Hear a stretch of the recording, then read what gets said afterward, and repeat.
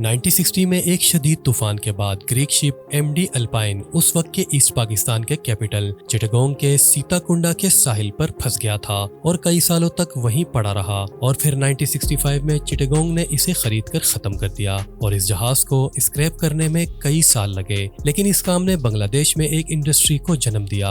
आज ये बांग्लादेश के कैपिटल चिटागोंग में मौजूद सी पोर्ट इस कुर्रा अर्ज के सबसे गंदे तरीन मकामात में से एक है। पानी के साथ मिक्स्ड हुआ मोटर ऑयल समुंदर के इस किनारे पर फैला हुआ है। इसके साथ ही लोहे के टुकड़े कई किलोमीटर तक बिखरे पड़े हैं। ये फिशिंग पोर्ट चंद ही सालों में एक हकीकी जहाज के कब्रिस्तान में तब्दील हो गई है और 20 किलोमीटर तक फैल चुकी है। आज इस चिटागोंग सी पोर्ट पर 180 से 250 डिस्कार्डेड शिप्स को स्क्रैप कर दिया जाता है। ये स्क्रैपिंग का काम उन 80,000 वर्कर्स से लिया जाता है, जिनमें से 10,000 लोगों की उम्रें 10 से 14 साल के दरमियान है और इस इंडस्ट्री में तकरीबन 3 लाख लोगों का रोजगार मौजूद है। यहाँ वर्कर्स रोजाना 12 घंटे काम करके सिर्फ $3 पर डे कमाते हैं और हफ्ते में 6 दिन काम करते हैं। इस शिप जंकयार्ड में तमाम जहाजों की स्क्रैपिंग हाथों से की जाती है, जबकि जहाजों के ब्लैक हेड्स को खत्म करते हुए मोटर ऑयल पूरे साहिल पर फैल जाता है। इस शिपयार्ड में हिफाजती उसूलों की मुसलसल खिलाफ वर्जी होती है, जिसके नतीजे में वर्कर्स का हलाक हो जाना मामूली बात है। हर साल यहाँ 300 से ज्यादा वर्कर्स की हलाकतें हो जाती हैं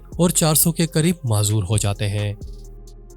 इस सुपर कार कब्रिस्तान में एक फरारी एंजो, मुख्तलिफ लैम्बोर्गिनीज, पोर्श बेंटलीज, निसान स्काईलाइनर, इवन के एक होंडा NSX भी नुमाइश के लिए पेश की जाने वाली कारों में शामिल है। यहाँ हर साल हजारों premium super cars United Arab emirates के इर्द गिर्द हवाई अड्डों और पार्किंग लॉट्स में सड़ती रहती हैं। सिर्फ दुबई में ही हर साल 3000 सुपर कार्स को सहरा की शदीद गर्मी में धूल चाटने के लिए लावारिस छोड़ दिया जाता है और दुबई में अब लावारिस गाड़ियों का सरप्लस ऐसा बन चुका है जिसने इसे इंटरनेशनल हेडलाइंस में भी जगह दी है।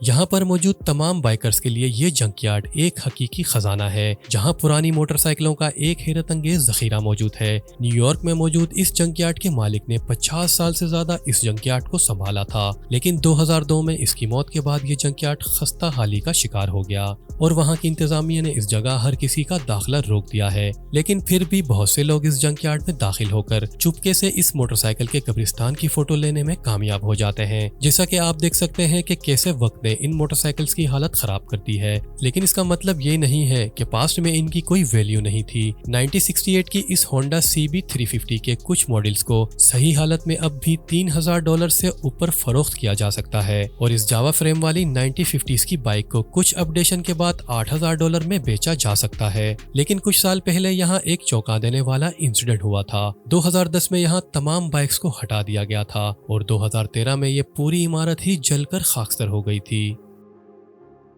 पूरी दुनिया में ट्रेन के कब्रिस्तानों की एक हैरत अंगेज तादाद मौजूद है, लेकिन बोलिविया का अपना ही एक सेल्फ ट्रेन ग्रेवयार्ड है। ये ट्रेन का कब्रिस्तान उयुनी नामी सहराई तिजारती गांव के मसाफात में वाक़ है, जो कि चंद ट्रेनों के लिए कोई छोटी सी जगह नहीं है, बल्कि लावारिस ट्रेनों के लिए अपने आखिरी साल गुजारने का वक्फ शुदा इलाका है। इस ग्रेवयार्ड में अब खुली फिजा के अंदर जंग आलू ट्रेनें लावारिस सड़ रही हैं, जिनमें से अक्सर 100 साल से ज्यादा पुरानी हैं। यहाँ ट्रेनों का आगाज 19th सेंचुरी में किया गया था, जो नमक समेत नेचुरल रिसोर्सेज की ट्रांसपोर्टेशन के लिए इस्तेमाल होते थे। वक्त गुजरने के साथ साथ बोलिवियन अल्टीपानो के सख्त और खुश्क हालात ने इन ट्रेन्स को यहाँ जंग आलूद कर दिया है, जिससे ये एक अलग ही खौफनाक दुनिया का मंजर पेश करते हैं। ये ट्रेनें अब टूरिस्ट के लिए दिलचस्प और अनोखी चीजें बन गई हैं। आज ये ट्रेनों का कब्रिस्तान एक मशहूर टूरिस्ट डेस्टिनेशन और पास में मौजूद बोलिविया की इंडस्ट्री की अलामत है।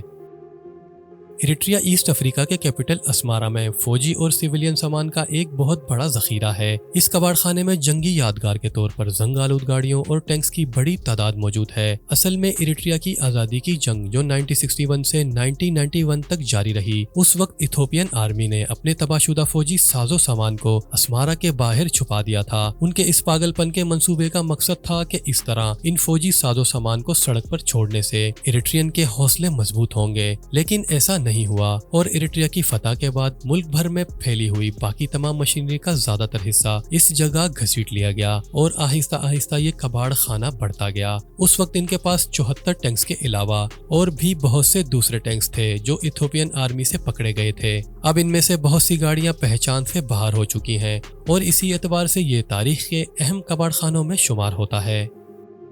मुजावे एयर एंड स्पेस पोर्ट की फेडरल एविएशन एडमिनिस्ट्रेशन ने मुजावे एयरपोर्ट को एक स्पेस पोर्ट के तौर पर यूएसओ को दोबारा काबिल इस्तेमाल हवाई जहाजों को रखने की इजाजत दी थी। इस हवाई अड्डे के 3 रनवे हैं, जिसमें सहराई आबोहवा भी शामिल है। मुजावे एयरपोर्ट को कमर्शियल प्लेन्स को जखीरा करने के तौर पर भी इस्तेमाल किया जाता है, जहां बड़ी तादाद में Boeing, McDonald, Douglas, Lockheed Martin और एयरबस जेट लाइनर रखे गए हैं, जिनमें वाइड बॉडी वाले तैयारे भी शामिल हैं। अब इनमें से कुछ जहाज अपनी लाइफ लाइन का एंड कर चुके हैं और बाकी अपडेशन के बाद सर्विसिंग में चले गए हैं।